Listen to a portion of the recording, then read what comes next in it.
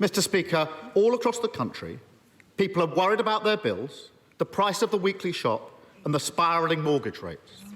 So why has the Tory party spent this last week arguing over which of them gets a peerage?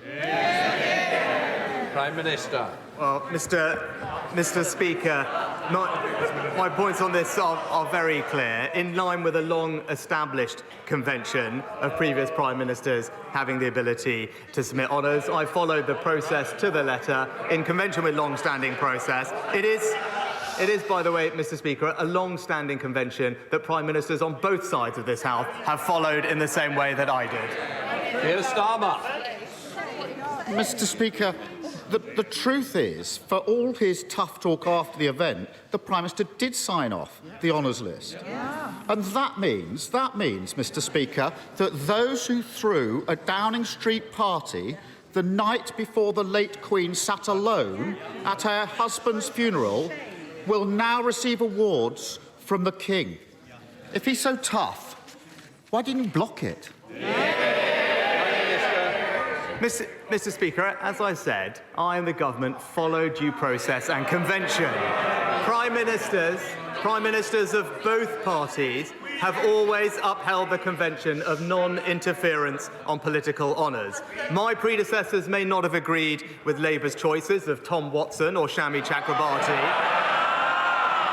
but the same precedent, Mr. Speaker, the same precedent stood then as it does now, and I'd expect a knight like him to understand that.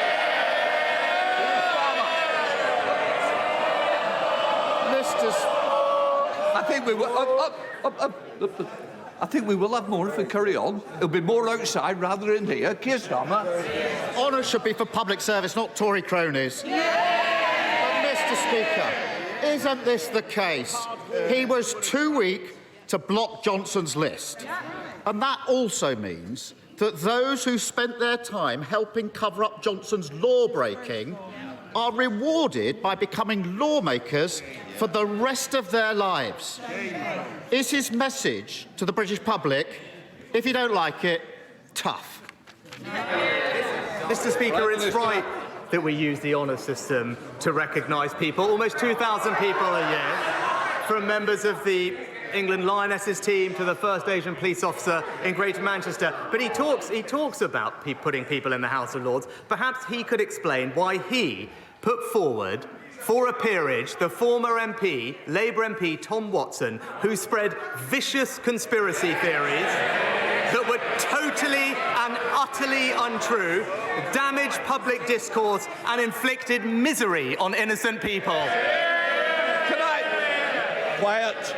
Can I just say to the Prime Minister, you shouldn't criticise other members. Also, you're not responsible for the other parties. You are the Prime Minister that's answering the questions, not asking the questions. Keir Starmer. Order.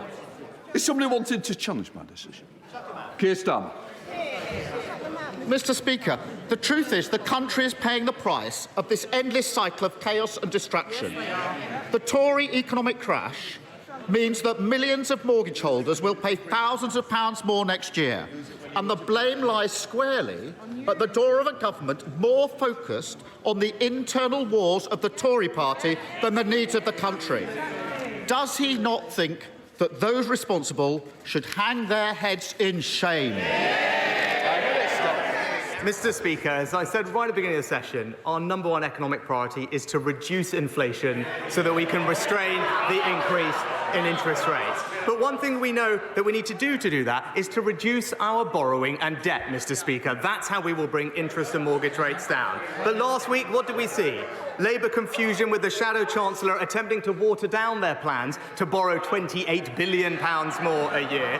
But she was promptly overruled by the Shadow Energy Secretary, the former leader, who said that they were 100% not abandoning their pledge. It really looks like Labour's offer never changes. It's uncontrolled borrowing and more chaos with Ed Miliband. There's only one party. There's only one party that broke the economy, and they're sitting right there. And there's a reason they can't fix the problems facing the country, because they never take responsibility for the damage that they've done. And it's not just Johnson.